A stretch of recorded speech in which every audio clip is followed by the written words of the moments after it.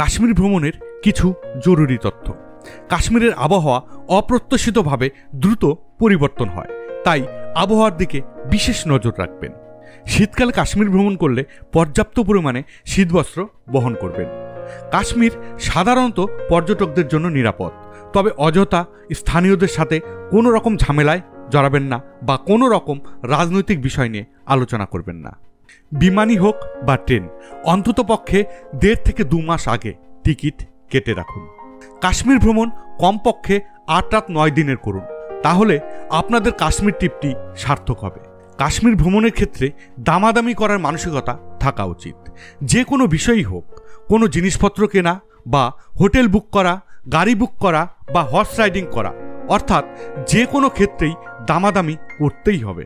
কাশ্মীরে সাধারণত রাত্রি 8টার পর সব দোকানপাট বন্ধ হয়ে যায়, সেদিকটা মাথায় রাখবেন। কাশ্মীরে কোনো রকম প্রিপেড সিম কাজ করে না।